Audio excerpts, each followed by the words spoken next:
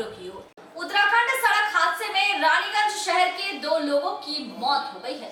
दोनों का शव आज रानीगंज शहर पहुंचा, जहां रानीगंज के टीडीबी कॉलेज की लाइब्रेरियन चंद्रा भट्टाचार्य का शव कॉलेज लाया गया।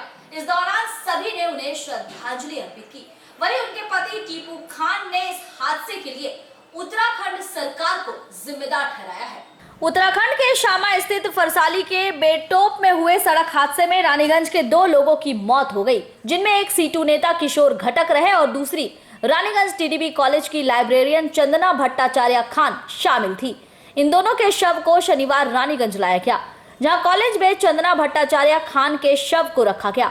इस दौरान कॉलेज में रानीगंज टाउन टीएमसी अध्यक्ष रुपेश यादव, पश्चिम बर्धमान जिला युवा तृणमूल कांग्रेस उपाध्यक्ष साधन सिंह, तृणमूल छात्र परिषद कर्मी नेता सहित टीचिंग नॉन टीचिंग स्टाफ मौजूद थे।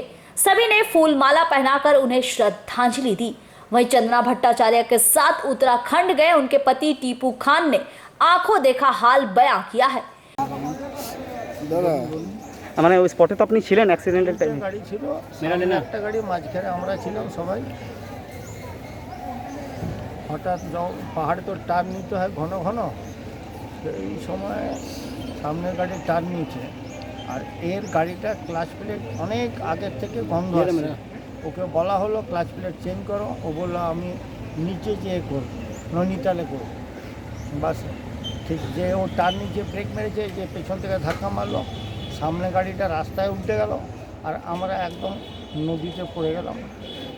নদীতে যখন আছড়ে গেলাম, সামনে গেট ভেঙে আমি ধাক্কা লেগে নদীতে আমি পড়ে গেলাম। আর আমরা 3 জন পড়ে গেছিলাম নদীতে, আর বাকিরা ওই ভেতরে আছড়ে সবারই ব্রেন হ্যামারেজ হয়ে মারা গেল। এমনি মুখে কাউরি কিছু দাগ পাবেন না। ওখানকার প্রশাসন 4 ঘন্টা পর ট্রেন পাঠিয়েছে হসপিটালে।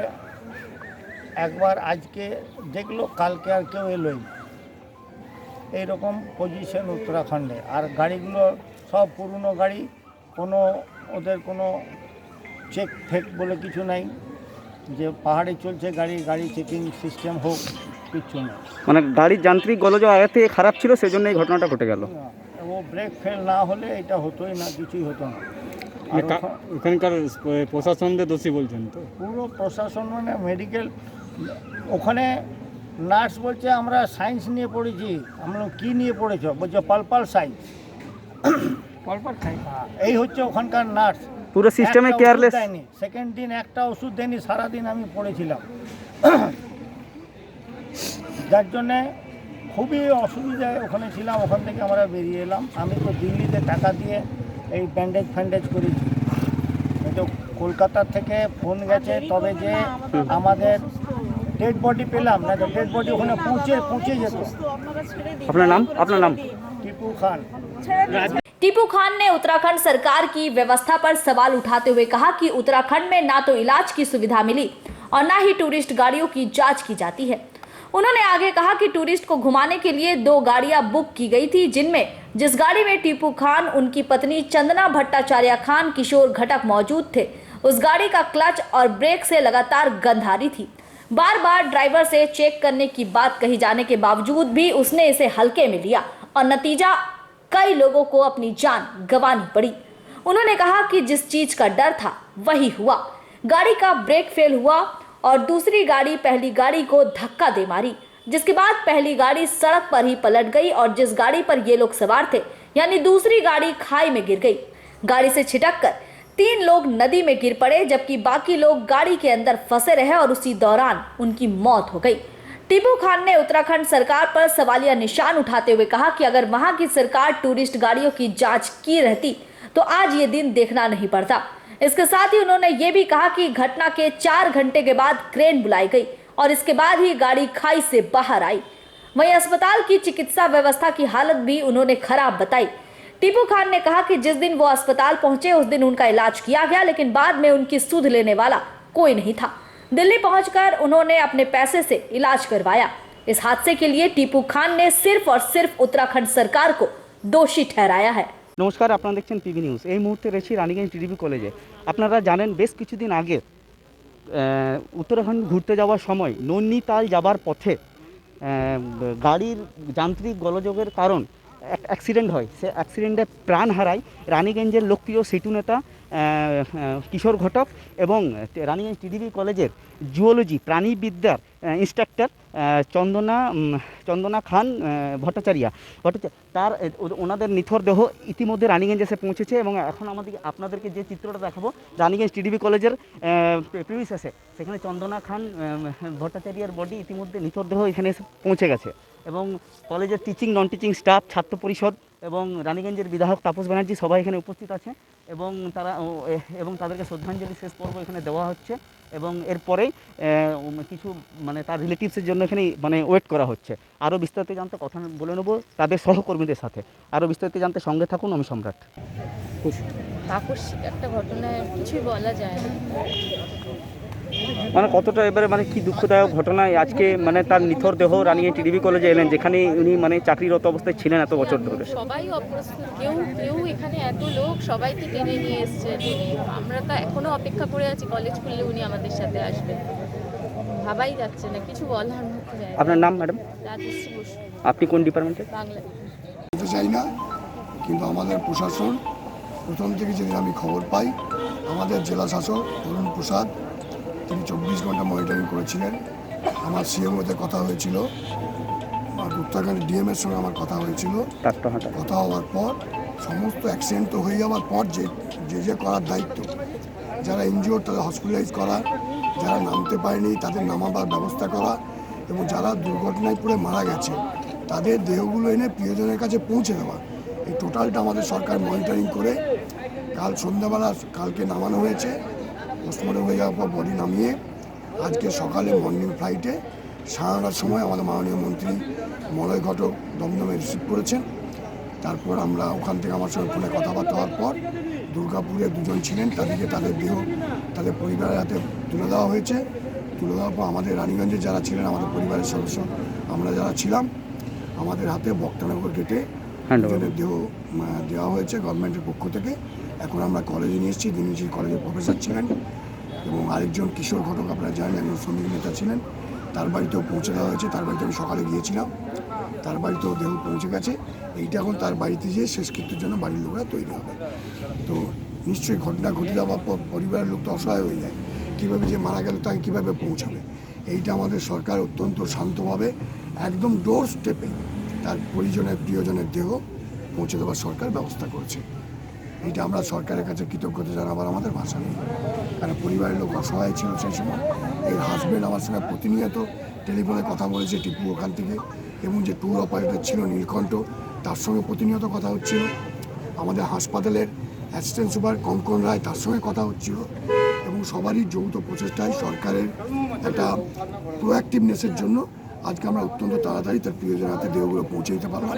কিন্তু প্রাণ তো আর ফিরে দেওয়া যাবে না, যে অ্যাক্সিডেন্ট হয়েছিল ভবিষ্যতে যেন এগুলির সরকারে প্রার্থনা করি এরকম যেন মানুষের না হয়। উত্তরাখণ্ড প্রশাসন ভালো, মানুষের মানবিকতার ব্যাপার এখানে থাকে, যে মানুষ যেভাবে মানুষকে দেখে আর কি, কেউ মানুষ হিসেবে মানুষকে দেখে, কেউ মানুষের রং দেখে মানুষকে দেখে।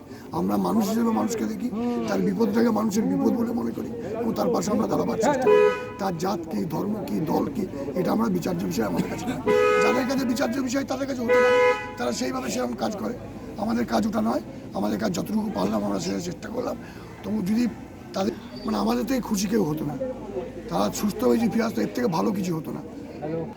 তার মেয়ে আছে আর অন্যান্য স্বজনরা আছে, তাদের জন্য ঈশ্বর এই শোকটা সামলানোর মতো শক্তি দেন, এইটুকু প্রার্থনা করতে পারি। এবং কিশোর ঘটকের পরিবারে যারা আছেন তার ভাই এবং বোন দুজনেই বেড়াতে গিয়েছিলেন। বোন সেই গাড়িতে ছিল, বোনের দুর্ভাগ্য চোখের সামনে ভাইয়ের মৃত্যু দেখল। হ্যাঁ, আরেকজন সে বের করে আনতে, আরেকজন আহত, তারা এয়ার অ্যাম্বুলেন্স আসছে আজকে কলকাতা অন্ডালে নামবে, তারাও ভীষণ আহত হয়েছে। আর বাকিরা আজকে ট্রেনে চেপে তারা আজকে রওনা দেবে। Thank you. रानीगंज से सम्राट दास की रिपोर्ट, पीबी न्यूज।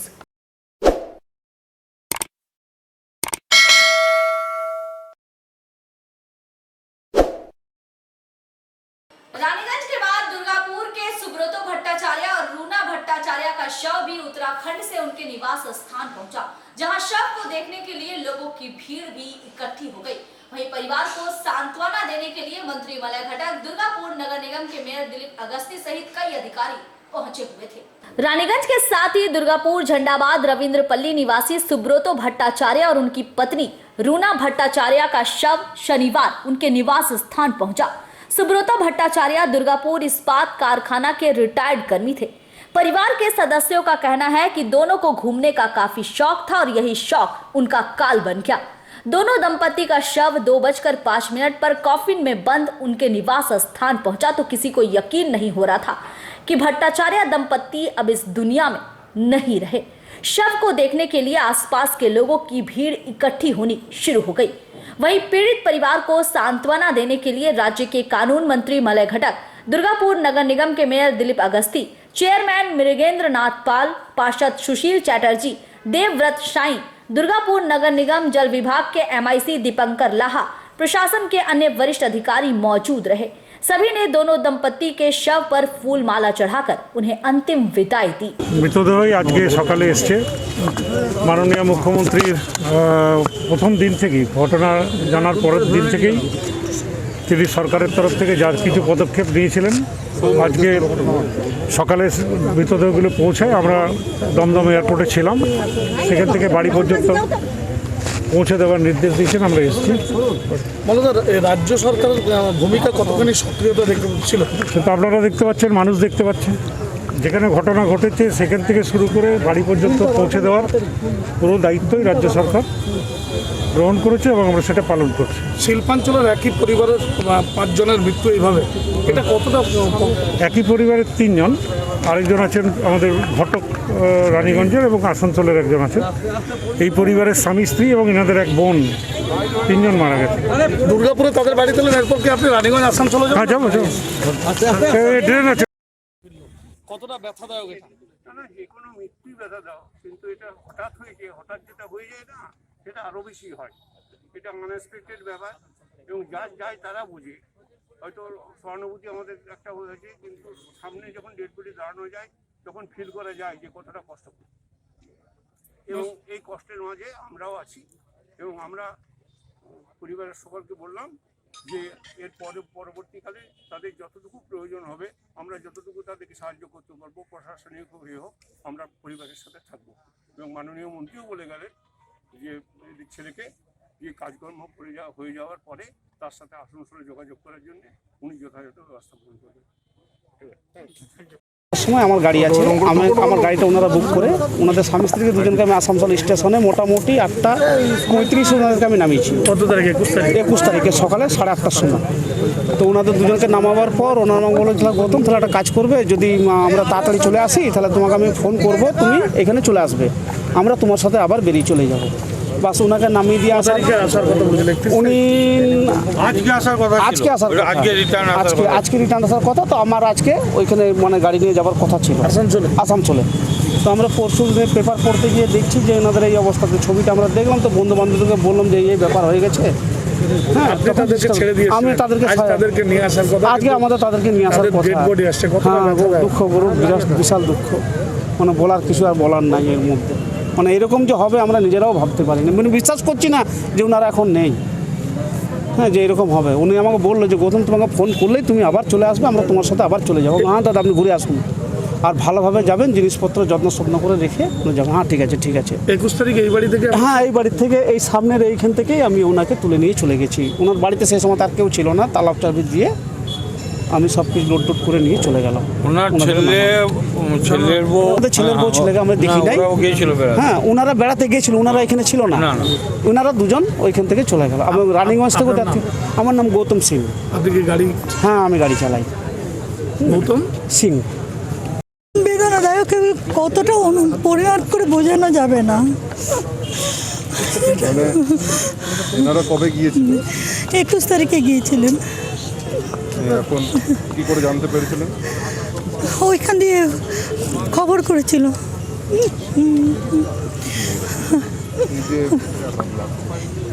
সেটা কি বলতে পারি? সেটা বলতে পারি না, কতটা খারাপ লাগছে, অনেক ভীষণ ভয়ানক। কি বলবো, কিছু বলার নাই।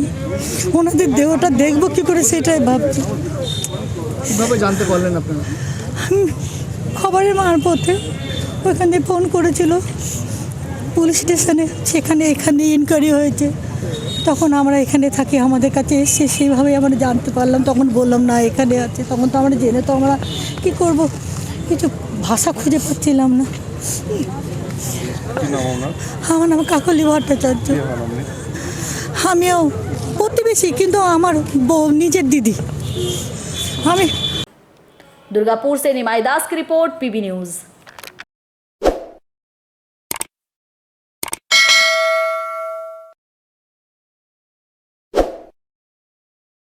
सीटू नेता किशोर घटक का शव भी आज रानीगंज पहुंचा, जहां कुनुस्तुड़िया एरिया के सीटू कार्यालय के सामने उनके शव को रखकर श्रद्धांजलि दी गई।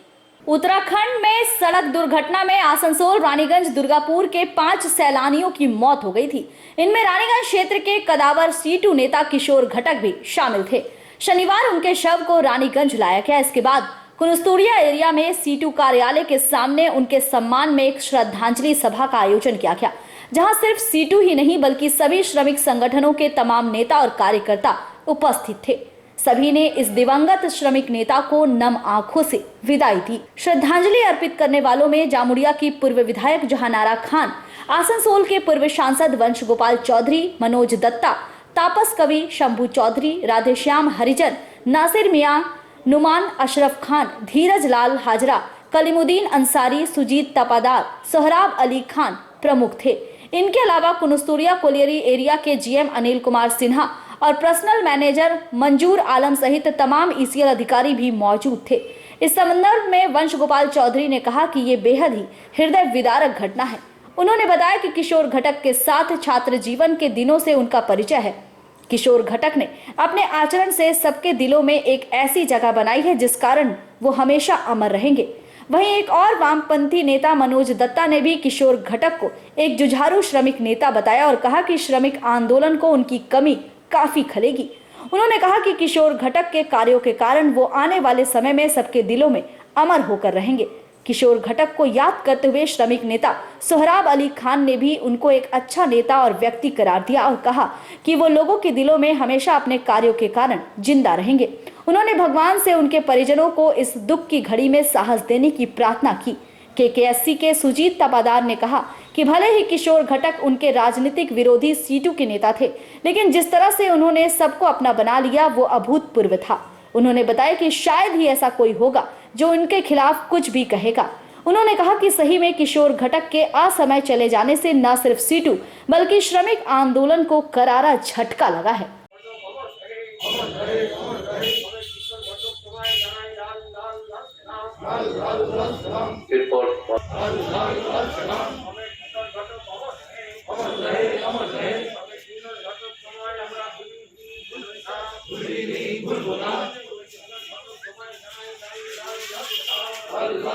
এরপর মাল্যদান করবেন রাজ্য কমিটির অন্যতম সদস্য। অত্যন্ত দুর্ভাগ্যজনক ঘটনা।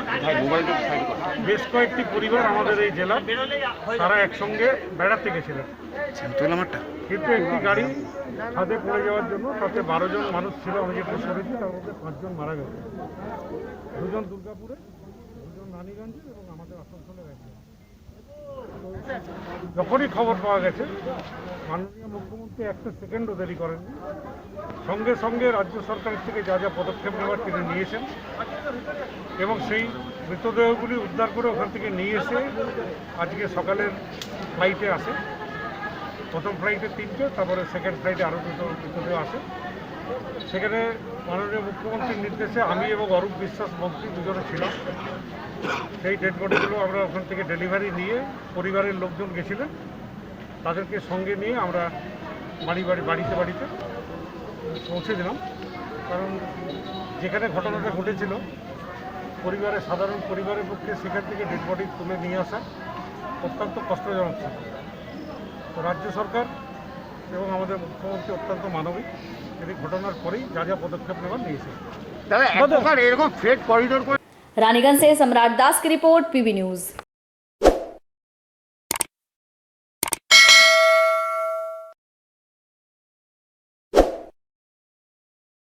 बानपुर आजाद नगर बस्ती में मिले अवैध हथियार कारखाने को लेकर बीजेपी नेता जितेंद्र तिवारी ने प्रेस कॉन्फ्रेंस कर कहा कि किसी भी हालत में आसनसोल को मिनी मुंगेर बनने नहीं दिया जाएगा।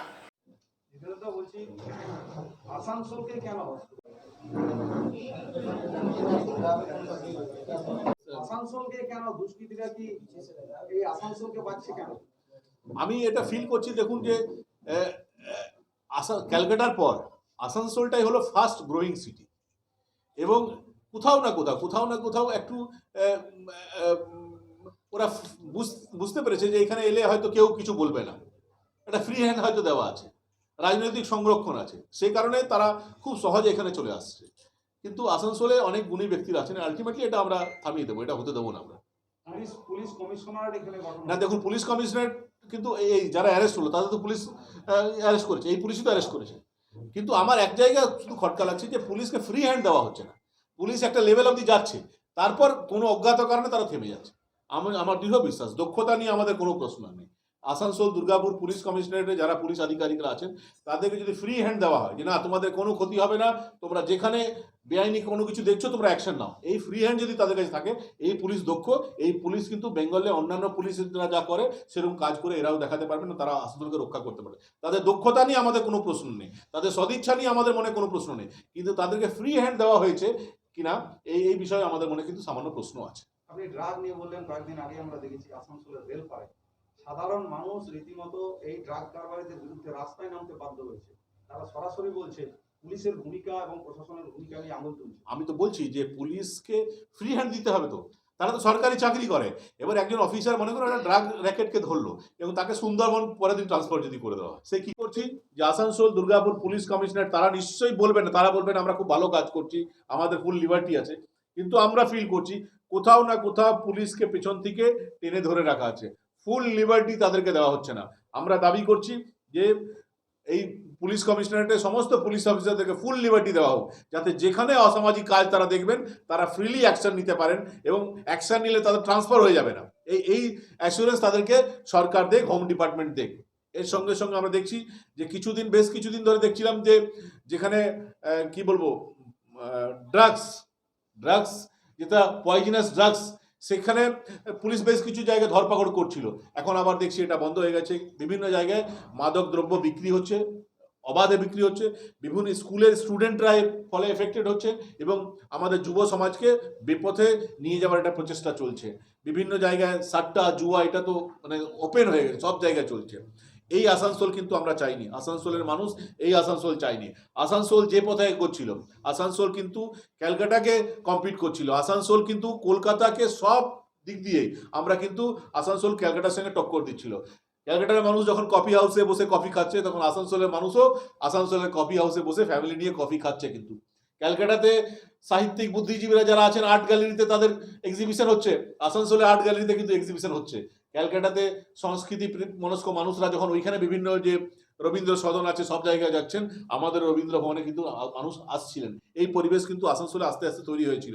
আসানসোলে ঢুকলেই যেরকম ক্যালকাটাতে আপনি চলে যান, বিধাননগরে চলে যান, এয়ারপোর্ট যেতে গেলে বিভিন্ন জায়গায় যে ইউনিক বিউটি আপনি দেখতে পাবেন, সবুজায়ন আপনি দেখতে পাবেন। আসানসোলে কিন্তু আসানসোল, কুলটি, জামুরিয়া, রানীগঞ্জ আমরা কিন্তু সবুজায়ন দেখতে শুরু করেছিলাম।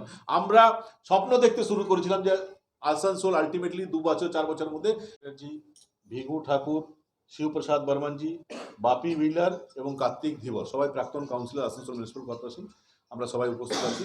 একটা ইস্যু বিরোধী রাজনৈতিক দল হিসাবে আমাদের এটা দায়িত্বের মধ্যে পড়ে যে সমাজে বিভিন্ন এমন ঘটনাবলী, যে ঘটনাবলীর বিরূপ কি বলবো প্রভাব পড়বে আমাদের সমাজের উপর, সেটা মানুষের সামনে তুলে ধরা।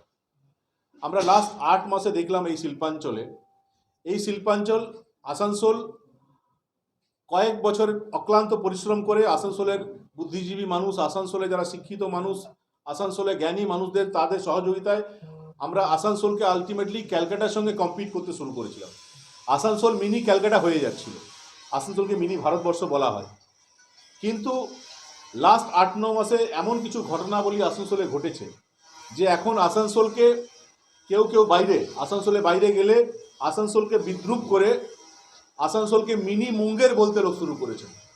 আপনারা দেখেছেন কুলটি থানার অন্তর্গত 2 জায়গায় অস্ত্র ভাণ্ডার পাওয়া গেছে, আপনার হীরাপুর থানার আন্ডারে পাওয়া গেছে, বিভিন্ন জায়গায় আসানসোলে অস্ত্র ভাণ্ডার পাওয়া যাচ্ছে। এবং শুধু অস্ত্র পাওয়া যাচ্ছে তা না, অস্ত্র কিভাবে তৈরি হবে, একদম একটা কারখানা খুলে অস্ত্র তৈরি হচ্ছে। আমরা পুলিশকে সাধুবাদ জানাই যে বিভিন্ন সময় পুলিশ তৎপরতার সঙ্গে এগুলো অ্যারেস্ট করছে, তাদেরকে এগুলো সিজ করছে। কিন্তু আমরা ফিল করছি যে আসানসোলে আরও অনেক জায়গায় এই ধরনের অস্ত্র ভাণ্ডার কিন্তু মজুদ রয়েছে। আপনার কি মনে হয় যে শাসক দলের থেকে এমন চাপ আসছে যে পুলিশ কাজ করতে পারছে না? যদি সেটা না হয় কাজটা, তাহলে আফটার অল সাফার তো আসানসোল হবে। আসানসোলের সোশিও ইকোনমি প্যাটার্নটাই চেঞ্জ হয়ে যাচ্ছে। তাহলে বিজেপি অফিসিয়াল ভাবে কি পুলিশের কাছে এই ব্যাপারে কোনো প্রতিবাদ জানিয়েছে? না দেখুন, আমি আজ তো যারা জানাচ্ছে তারা তো এটা প্রতিবাদই জানানো হচ্ছে। আলটিমেটলি আপনি বলুন, এটা তো কারোরই ভালো লাগছে না। আসানসোল, আমি অন্যান্য জায়গায় যান, যদি আপনারা তো টিভির পর্দায় দেখাচ্ছেন, অনেকে দেখাচ্ছেন যে আসানসোল মিনি মুঙ্গের হয়ে গেল, এটা তো শুনতে আমাদের ভালো লাগছে না। আসানসোলকে মিনি মুঙ্গের শুনতে তো ভালো লাগছে না। তো এর বিরুদ্ধে আমরা গর্জে উঠবো না? এর বিরুদ্ধে আমরা প্রতিবাদ জানাবো না? শাসক দলে যারা আছেন তারা যদি এর সঙ্গে যুক্ত না আছেন, তাহলে তারা এর বিরুদ্ধে আওয়াজ তুলছেন না কেন? তারা কথা বলছে না? আরও সব রকেট সায়েন্স নিয়ে কথা বলছেন, ইন্ডিয়া পাকিস্তান নিয়ে কথা বলছেন, শ্রীলঙ্কা নিয়ে কথা বলছেন, সারা বিশ্বে মিয়ানমারে কী হচ্ছে সেটা নিয়ে কথা বলছেন, যুগোস্লাভিয়াতে কী হচ্ছে সেটা নিয়ে কথা বলছেন, আফগানিস্তান নিয়ে আলোচনা করছেন, আর আসানসোলে এত কিছু হচ্ছে তার নিয়ে কথা বলছেন না কেন? তখন মুখে গুলো কেন?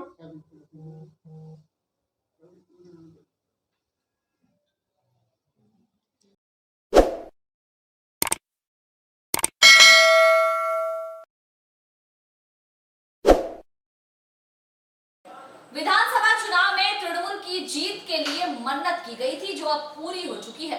महिला तृणमूल नेत्री छवि भराट की मन्नत पूरी होने के बाद राजपाड़ा स्थित मां भवानी मंदिर में पूजा अर्चना के साथ शनिवार शिव चर्चा की गई। 2021 के पश्चिम बंगाल विधानसभा चुनाव में तृणमूल कांग्रेस रिकॉर्ड तोड़ बहुमत से जीत हासिल की है। पश्चिम बंगाल में एक बार फिर से टीएमसी का राज कायम हो गया है और राज्य की सत्ता मुख्यमंत्री ममता बनर्जी के हाथों चली गई है। टीएमसी की ऐसी जीत और ममता बनर्जी को तीसरी बार मुख्यमंत्री बनाने के लिए तृणमूल कांग्रेस महिला नेत्री छवि भराट ने मां भवानी से मन्नत मांगी थी। मन्नत पूरी होने पर शनिवार तृणमूल महिला नेत्री द्वारा रानीगंज के राजपाड़ा स्थित मां भवानी मंदिर में पूजा अर्चना के साथ ही शिव चर्चा की गई। इस दौरान रानीगंज शहर तृणमूल कांग्रेस अध्यक्ष रुपेश यादव, पश्चिम बर्धमान जिला युवा कांग्रेस उपाध्यक्ष साधन सिंह, महिला नेत्री छवि भराट, मालती यादव, नीलम सिंह, माधुरी यादव समेत कई कार्यकर्ता मौजूद थे।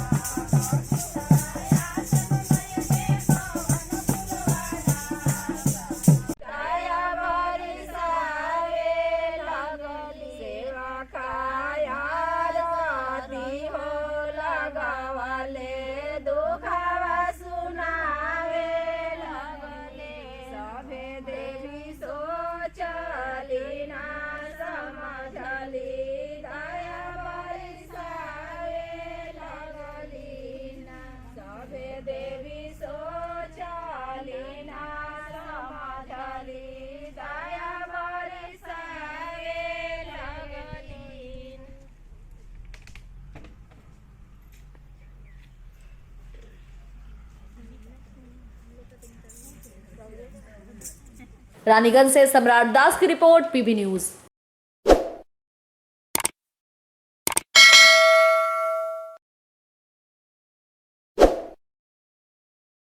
बांकुड़ा जिले के रविंद्र भवन में शनिवार कल्पतरु शिल्पी संघ की तरफ से विजय सम्मेलन की गई।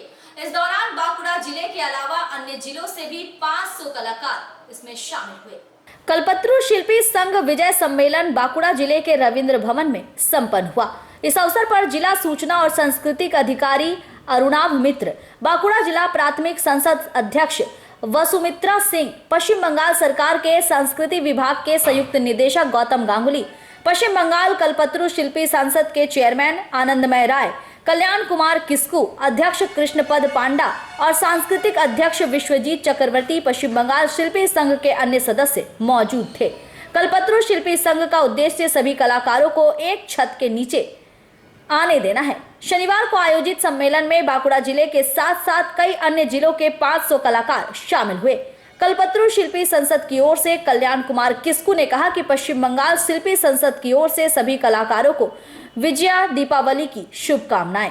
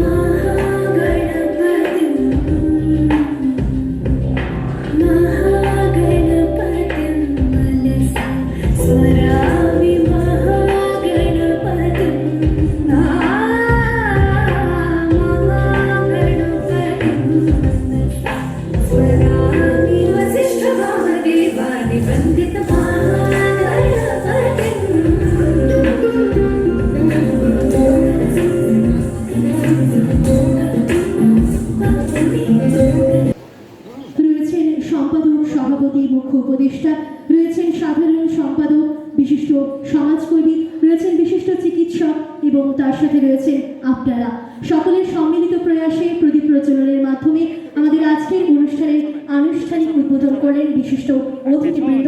আমি সকলকে অনুরোধ করব করতালির মাধ্যমে এই এত সুন্দর একটা মুহূর্তকে ক্যামেরা বন্দী করে রাখার জন্য, স্মৃতিতে রাখার জন্য। আমার গোটাটাই বুঝেছি আগে পরে ব্যাপারটা, তাহলে আমরা চলে যাই নাকি? এত কাছে আসুন একটু বেশি, মানে আমরা চলে যাই তাহলে। উপস্থিত সজ্জন ব্যক্তিত্ব, গুণীমানী ব্যক্তিত্ব, শিল্পী, বাচিক শিল্পী, নৃত্যশিল্পী, যাত্রা শিল্পী, সঙ্গীত শিল্পী, কীর্তন শিল্পী প্রত্যেকে আজকে উপস্থিত হয়েছেন আমাদের কল্পতরু শিল্পী সংসদের এই মহান মিলন মেলায়। আপনাদের কাছে যে কথাটা আমি ছোট্ট করে বলতে চাই, আজ থেকে 4-5 মাস আগে মে মাসের 20 তারিখ আমি ব্যক্তিগতভাবে উদ্যোগ নিয়ে এই সংগঠনটাকে শুরু করেছিলাম। কেন না, আমরা দেখেছি সমস্ত জাতি ধর্ম নির্বিশেষে সবারই একটা করে সংগঠন আছে, কিন্তু আমরা যদি শিল্পীদের, সমস্ত শিল্পীদের একটা ছত্রছায়া এনে তাদের সুখ দুঃখের ভাগী হতে পারি, তাহলে সেটা কেমন হয়? তাই সেইটাকে সাড়া দিয়ে ছোট্ট চারাগাছটা আপনাদের সহযোগিতায় আজকে একটা মহীরুহ রূপ ধারণ করেছে। তাই সমস্ত আজকের শিল্পী যারা উপস্থিত হয়েছেন, বাঁকুড়া, পুরুলিয়া, মেদিনীপুর, বর্ধমান এবং বিশিষ্ট বিশিষ্ট জন যারা উপস্থিত হয়েছেন, প্রত্যেককে আমি প্রণাম ও ধন্যবাদ জানাই আমাদের এই কল্পতরু শিল্পী সংসদের এই ছত্রছায়ায় আগমন ঘটানোর জন্য।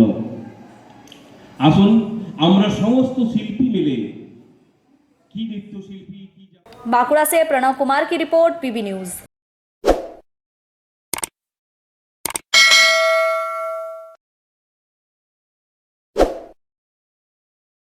और यहाँ हम रुकेंगे एक छोटे से ब्रेक के लिए।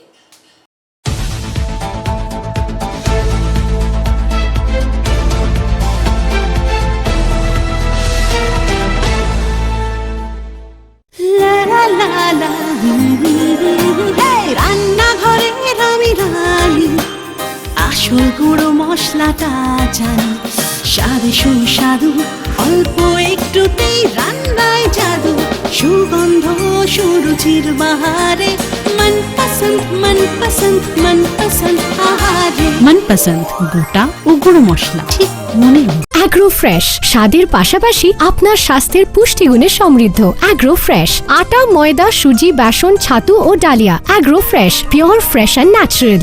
आपके बेहतर स्वास्थ्य के लिए global diagnostic and health care inspiring better health global लाया है आपके स्वास्थ्य चेकअप पैकेज, जहां उचित मूल्य में आपके पूरे शरीर की जांच की जाएगी। हमारे यहां ग्लोबल जनरल हेल्थ चेकअप मात्र 2799 रुपए में, ग्लोबल कार्डियक हेल्थ चेकअप मात्र 3799 रुपए में, ग्लोबल फुल बॉडी चेकअप मात्र 3899 रुपए में, ग्लोबल वेल वुमेन चेकअप मात्र 1999 रुपए में।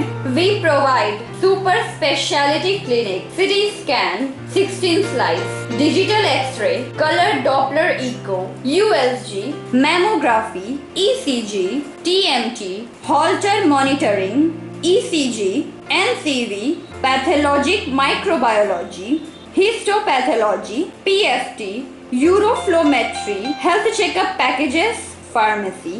Our address: Global Diagnostics and Healthcare, inspiring better health. 101 by NSB Road, Post Siarsol, Raniganj, 713358, District Bardhaman.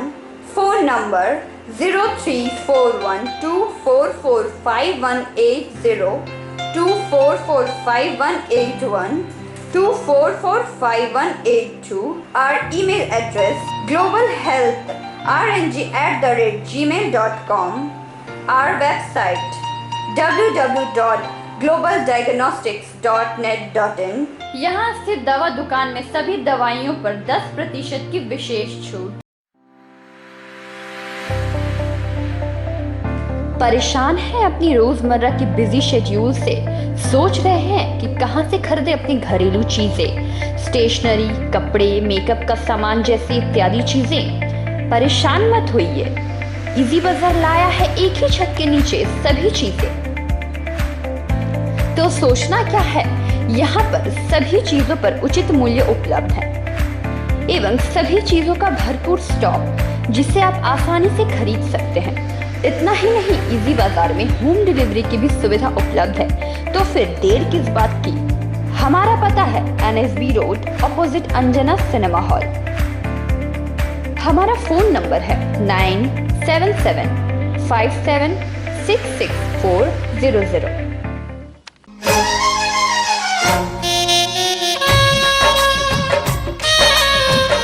আসছে পুজো, আসছে খুশির লহর, তা কি পরবেন নিয়ে মাথায় চিন্তার ভাঁজ। আর চিন্তা নয়, কৈলাঞ্চলের সুপ্রসিদ্ধ লীলাবতী।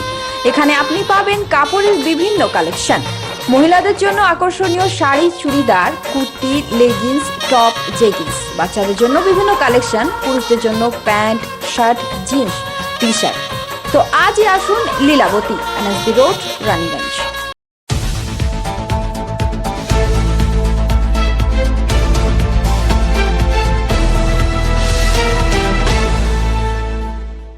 नमस्कार, मैं हूं प्रियंका और ब्रेक के बाद आप सभी दर्शकों का स्वागत है। अब बढ़ते हैं शिल्पांचल की ताजा खबरों की ओर। बांकुड़ा के विष्णुपुर शहर के माधवगंज इलाके में 38 वर्षीय मलयदेव नामक एक व्यक्ति का शव खून से लथपथ अवस्था में आशंकाजनक परिस्थिति में पाए जाने से इलाके में हलचल मच गई। शनिवार की सुबह बांकुड़ा जिले के विष्णुपुर शहर अंतर्गत माधवगंज इलाके में माधवदेव नामक एक व्यक्ति का छत विच्छत शव बरामद किया गया। शव मिलने से इलाके में खलबली मच गई। परिवार वालों का कहना है कि उन्हें कुछ भी नहीं पता कि आखिर किसने इस घटना को अंजाम दिया है। खबर मिलते ही विष्णुपुर थाना की पुलिस घटनास्थल पर पहुंची और शव को पोस्टमार्टम के लिए विष्णुपुर जिला अस्पताल भेज दिया। फिलहाल पुलिस यह जानने की कोशिश कर रही है कि आखिर ऐसे दर्दनाक घटना को किसने अंजाम दिया। पुलिस यह भी जानने की कोशिश कर रही है कि कहीं मलयदेव की किसी के साथ कोई दुश्मनी तो नहीं। हालांकि पोस्टमार्टम रिपोर्ट के बाद ही कुछ सबूत हाथ लग सकते हैं। আমরা তো বাড়িতে ঘুমাচ্ছিলাম, সকাল 6টার সময় এসে দেখছি এরকম পড়ে আছে, সব শুনতে পাচ্ছি। পাশাপাশি লোক বলছে এখানে মার্ডার করে ফেলে দিয়েছে, শুধু কলতলাটাতে, মানে কোনো রাস্তাতে কোনো রক্ত নেই, এইদিকে কোনো রক্ত নেই। আর একটু মাথার একটু গোলমাল ছিল। এই হচ্ছে পুলিশ এলো, দিয়ে ভ্যানে করে হসপিটালে পাড়াই করতে নিয়ে গেলো। নাম মলয় দে, ডাক নাম আর কি, ভালো নাম আমরা জানি না। মলয় দে কে বা কারা মার্ডার করেছে কিছু? ওটা আমরা কি করে বলবো, এটা আমাদের পক্ষে সম্ভব না। বাড়িটা পুলিশ তদন্ত করুক। এরপরে বাড়ি তো এই তো সামনে দেখছেন, বাড়ি এটাই। এর বাড়ি হচ্ছে এটা গয়লাপাড়া, মাধবগঞ্জ গয়লাপাড়া। বাড়ির সামনেই কলতলা আছে। কলতলা এটা ওর মা এই ঘরের সামনে ছিল, বলছে কিছু বুঝতে পারিনি আমরা। একদম পাড়ার ভিতরে মহল্লার ভিতরে এরকম সেটা তো আমরা কোনোদিনও দেখি না, এই প্রথম এটা দেখছি আমরা। এটা আতঙ্কিত আপনারা? আতঙ্কিত তো অবশ্যই আতঙ্কিত। এটা কে করেছে তদন্ত হওয়া দরকার, কি করেছে না করেছে। দোষীকে আমরা সাজা দেওয়া হোক। পুলিশ যেমন তদন্ত করে ধরা পড়ে যেমন। এরকম রাতের অন্ধকারে এই ঘটনা ঘটলে তো আপনারাও বেরোতে পারবেন না। এই তো 4:30টার সময় একজন মন্দির গেছে, তখন দেখে নাই বলছে। ভোর 4:30টার সময় মন্দির গেছে আরতি দেখতে আমাদের লোকালে। সে বলছে সে তখন থাকে নাই, তারপরে এটা হয়েছে। আপনার নাম? আমার নাম নয়ন কাউরি। কি অনুমান করছেন? কি বলবো আমি এখন, কখন দেখেছেন? সেটা পরিষ্কার বলো। আমি তো দেখিনি ওকে, আমরা তো শুয়ে পড়েছি, মা তো দেখেছে ওকে রাত্রে। হ্যাঁ, ঢুকেছিল ঘরে। তারপরে এই যে এখানে ব্যাগ জুতা সবই তো পড়ে আছে। তারপরে সকালে মা পিছনের দিকে রাস্তায় বেরিয়ে জল দিতে বেরিয়েছে, তখন দেখেছে যে ওইখানে কলতলায় মেরে মানে পড়ে আছে। তার পরিষ্কার বোঝা যাচ্ছে কেউ মেরে ফেলেছে। কেউ মেরে ফেলে রেখে? হ্যাঁ, পরিষ্কার এটা বোঝা যাচ্ছে, কেন ওর মাথায় চোটের দাগ, পাগুলো মনে হচ্ছে ভেঙে দিয়েছে, এরকম বোঝা যাচ্ছে পরিষ্কার এটা মেরে ফেলা। কেউ শত্রু ছিল? কপালটায়, হ্যাঁ ওটা ওই কপালে চোটের দাগ। পুলিশ এসে নিয়ে গেছে? হ্যাঁ, পুলিশ এসে নিয়ে গেছে। পুলিশে খবর দেওয়া হয়েছে? খবর দেওয়া হয়েছে। কি নাম ওনার? সুজিত কুমার দে। আর এমনি এখানে মলয় বলে ডাকে সবাই। কি করতেন উনি পেশায়? এমনি কিছু করতো না, এমনি টুকটাক রূপার কাজ করতো, ঝালাঝালি এসবই করতো আর কি। কি চাইছেন? পূর্ণাঙ্গ তদন্ত চাইছেন? হ্যাঁ, আমরা তো চাইছি যাতে ভালোভাবে তদন্ত হোক, দোষী ধরা পড়ুক, এটাই তো আমরা চাই। একেবারে গ্রামের পাড়ার ভেতরে গলির ভেতরে এরকম ঘটনা, এটা তো একটা আতঙ্ক নাকি? হ্যাঁ, আতঙ্কই তো। কি করে হতে পারে এরকম ভিতরে? জনবহুল এলাকা। আপনার নাম? আমার নাম দুলন দে। কে হয়? বৌদি। बांकुड़ा से अनूप राय की रिपोर्ट, पीबी न्यूज।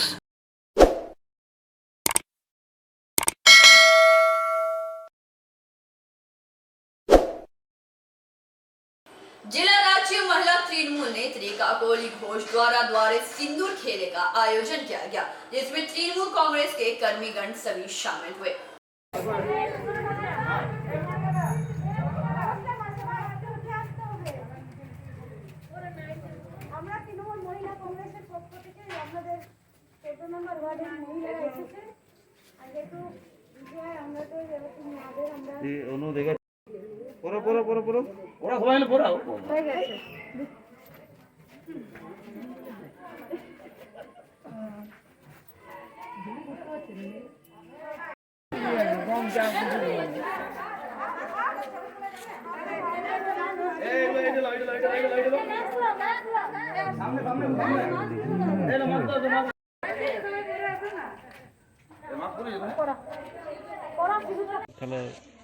প্রথমেই সবাইকে বিজয় শুভেচ্ছা জানাই। আমাদের রাজ্য তৃণমূল মহিলা কংগ্রেসের সভানেত্রী আমাদের রাজ্যে মাননীয়া ডাক্তার কাকলি ঘোষ দস্তিদার, তিনি আমাদের পশ্চিমবাংলার প্রত্যেকটি জেলায় তিনি বলেছেন যে বিজয়ের পর প্রত্যেকটি মা বোনেরা যারা এও মানুষ এও মহিলা, তাদেরকে সিঁদুর দিয়ে তাদেরকে আমরা বিজয়ার প্রীতি শুভেচ্ছা বিনিময় করা।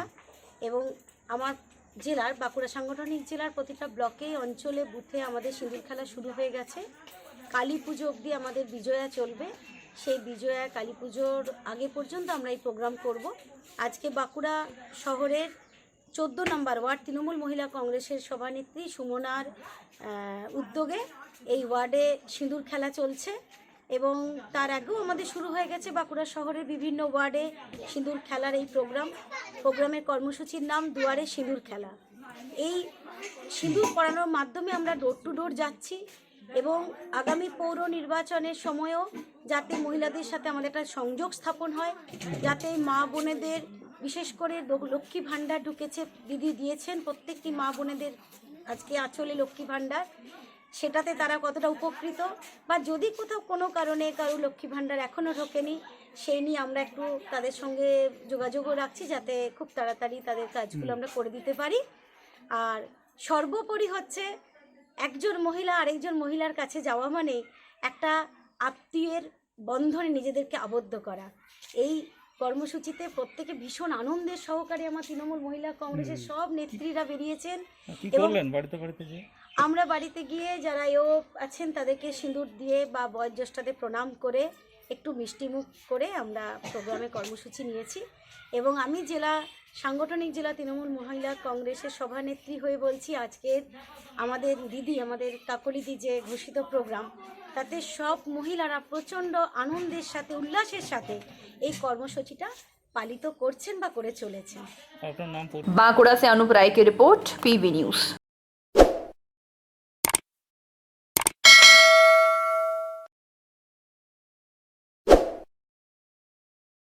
जनवरी में होने वाले ट्रेड फेयर को लेकर आसनसोल चेंबर ऑफ कॉमर्स ने मुर्गासोल स्थित चेंबर कार्यालय में प्रेस कॉन्फ्रेंस का आयोजन किया। वो 14 नवंबर से लेकर 27 नवंबर तक होने जा रहा है। तो इसलिए हम लोगों ने अपना ट्रेड फेयर को पीछे जनवरी में ले गए हैं, क्योंकि 15-16 तारीख से पश्चिम बंगाल में स्कूल भी खुल जा रही है और आज से शायद लोकल ट्रेन का भी परमिशन मिला है, तो दिन आएगा और हम लोग भी जो है बहुत ही शांतिपूर्वक ये ट्रेड फेयर को हम लोग सरकार की तरफ से आशा करते हैं कि कोई अड़चन नहीं आएगा हम लोगों का, क्योंकि हम लोग का ट्रेड फेयर जनवरी माह में निश्चित किया गया है। इससे पहले शासन है उन लोग भी हम लोगों को मदद करेंगे, वो लोग भी हम लोग तो ये ट्रेड फेयर कर रहे हैं, ये पूरे पश्चिम में करने के महारत। শিল্পাঞ্চলে মেলা ভালোভাবেই হবে, কারণ আসানসোলে শিল্পাঞ্চলে মেলা বন্ধ হওয়ার কোনো কারণ নেই। কারণ আসানসোলের শিল্পাঞ্চলে করোনার ডবল ডোজ আসানসোল পৌর নিগম বিভিন্ন রকমভাবে বিভিন্ন পদ্ধতির মধ্যেখান দিয়ে বিভিন্ন জায়গার মধ্যেখান দিয়ে বিভিন্ন সংগঠনের মধ্যেখান দিয়ে ওইটা আপনার সেকেন্ড ডোজ দেওয়ার ব্যবস্থা করে দিয়েছে এবং মানুষ নিয়ে নিচ্ছে, যার জন্য সেকেন্ড ডোজ পাওয়ার পরে খুব নমিনাল পার্সেন্টেজের করোনা হতে পারে, কিন্তু অধিকাংশ মানুষের করোনা হবে না। আসানসোল পৌর নিগম তার ব্যবস্থা করে দিয়েছে। আমরা আপনাদের মাধ্যমে এটুকুই অনুরোধ করবো, যারা যারা এখনও সেকেন্ড ডোজ নেননি তারা আমাদের হেলথ সেন্টারগুলোতে যোগাযোগ করুন এবং আমাদের করোনা ভ্যাকসিনটা নিয়ে নিন। সঙ্গে সঙ্গে নতুন সমাজ তৈরি হয়। তো মেলা হচ্ছে জনসংযোগের ব্যাপার, মেলা হচ্ছে মানুষের মিলনের ব্যাপার এবং মেলার মাধ্যমে অনেক জিনিসপত্র এবং অনেক নতুন অ্যাডজেক্টিভ এবং অনেক রকমের প্রোডাক্ট সেখানে ইন্ট্রোডিউস হয়। তো ইনারা এসছেন, ইনারা বিভিন্ন রকমভাবে মেলা সারা বর্ধমান জেলা, কলকাতা বিভিন্ন জায়গায় করে থাকেন। তো আসানসোল চেম্বার অফ কমার্সের পক্ষ থেকেও এই মেলার অনুষ্ঠান করার একটা কর্মসূচি করার একটা ব্যবস্থা করেছে, তার জন্য আমরা ধন্যবাদ জানাই ওনাদের এবং আমরা আশা করব যে আগামী দিনে সেই মেলা সম্পূর্ণভাবে বাস্তবায়িত হবে। আমরা বিগত দিনে এনাদের মেলার অর্গানাইজেশন দেখেছিলাম, খুব উন্নত মানের মেলা এবং খুব উন্নত মানের জিনিসপত্র এবং আসানসোলের ক্রেতারাও খুব ভালোভাবে এটাকে গ্রহণ করেন। আমরা চাই যে আরও সুন্দরভাবে এগিয়ে যাক আসানসোলকে इनाদের बड़ा पैमाने में एक बड़ा एग्जीबिशन कर रहा है। इस एग्जीबिशन में ऑलरेडी हम लोगों का 150 स्टॉल बुक हो चुका है, जिसमें 7 फॉरेन कंट्री और 16 स्टेट का पार्टिसिपेशन अभी तक हो चुका है। 7 फॉरेन कंट्री से already Bangladesh, Afghanistan, Thailand, Malaysia, Dubai, इस सब कंट्री का पार्टिसिपेशन मिला है। और state wise Gujarat, Maharashtra, Chhattisgarh, Himachal, Punjab, almost सारे स्टेट से पार्टिसिपेशन 15-16 स्टेट से पार्टिसिपेशन आ रहा है। इसमें क्या है, जैसा आज industry, NSIC, MSME, government, PSU, ये सब सारे डिपार्टमेंट का जैसा स्टॉल रहेगा। इसके अलावा आज जो हम B2C business to consumer type का जो स्टॉल बोला जाता है, जैसा furniture industry, electronics appliances, lifestyle, garments, ये सब फूड इंडस्ट्री, ये सब इंडस्ट्री का पार्टिसिपेशन। इस ये 11 दिन का फेयर है, 7 से 17 जनवरी। और मतलब टू डेवलपमेंट ऑफ इंडस्ट्री और growth of the industry, this kind of exhibition is highly required in every station. तो हम ये उम्मीद करेंगे आप सबका सपोर्ट से और हम लोगों का प्रयास में इस एग्जीबिशन को इतना हो सके हम सक्सेस देने का कोशिश करें। आसनसोल से संतोष मंडल की रिपोर्ट, पीवी न्यूज।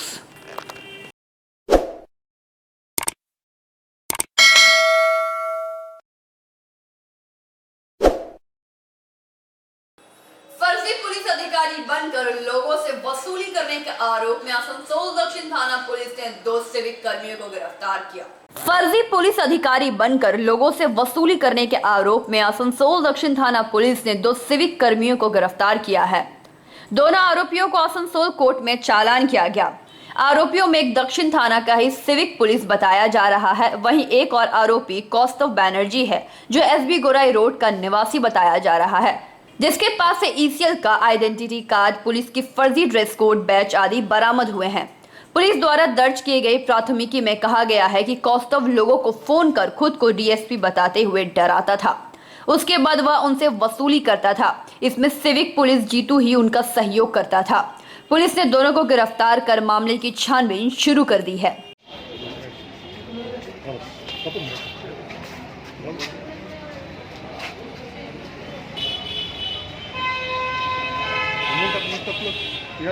মুখটা এই মুখটা খুলো দাঁড়া দাঁড়া এই দাঁড়া তখন একটা মুখটা খুলে দাও। হ্যাঁ না আমি খুলে মুশকিল হয় ওটা এই বললে কেন এখন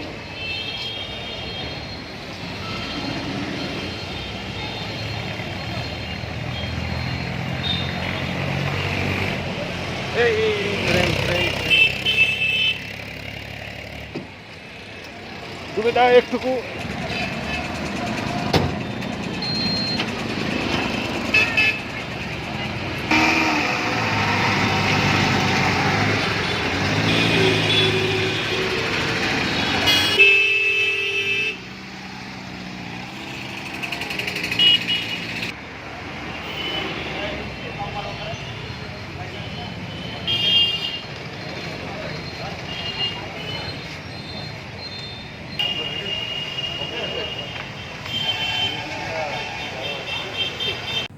सर जो कल फेक डीएसपी और एक सिविक जो पकड़ा है उस केस में कार्रवाई की है। देखिए कल रात को जो है एक इन्फॉर्मेशन मिला था कि स्टेशन एरिया में, आसनसोल स्टेशन एरिया में किसी जगह पे एक कोई फेक डीएसपी जो है वो घूम रहा है करके। तो रात्रे आमादेर एसीपी साहेब जो আছে সেন্ট্রাল 1 মানবেন্দ্র দাস ওনার নাইট ডিউটি ছিল, ওখানে গেল, দেখলাম কি ওখানে এক আদমি और ওনার সঙ্গে এক ড্রাইভার আছে जो ডিএসপির ইম্পারসনেশন করেছে। তো প্রথম এনকোয়ারিতে পাওয়া যাচ্ছে কি जो ডিএসপির ইম্পারসনেশন করেছে ও ইসিএল এমপ্লয় আছে, ওনার নাম আছে কৌস্তুভ ব্যানার্জি। और जो ड्राइवर আছে ও আসানসোল থানাতেই সিভিক আছে, ওনার নাম আছে জিতেন্দ্র শর্মা। ও ওনার সঙ্গে ওখানে গিয়ে কিছু মানে लोगों को परेशान कर रहा था। तो इस तरह की इन्फॉर्मेशन आने के बाद उनको अरेस्ट कर लिया है, उनके ऊपर स्पेसिफिक केस स्टार्ट कर दिया। স্যার এমনি আরেকটা অভিযোগ আছে যে কিছু লোকের কাছে চাকরি দেওয়ার নাম করে টাকা পয়সা দিচ্ছে। এটা তো মানে ইনভেস্টিগেশনের ব্যাপার আছে। প্রথমটা তো এটাই পাওয়া যাচ্ছে কি ইম্পারসনেশন করেছে, আগের 5 দিনের রিমান্ড আই থিঙ্ক ওনার পাওয়া যাচ্ছে। তো ওনার ইনভেস্টিগেশনের ভিতরে যে মানে বাত সামনে আएगा उसके बाद देखा। উনি কি ইসিএল এর মানে সিকিউরিটি গার্ড? इसीलिए सिक्योरिटी गार्ड ছিল। आसनसोल से संतोष मंडल की रिपोर्ट, पीवी न्यूज।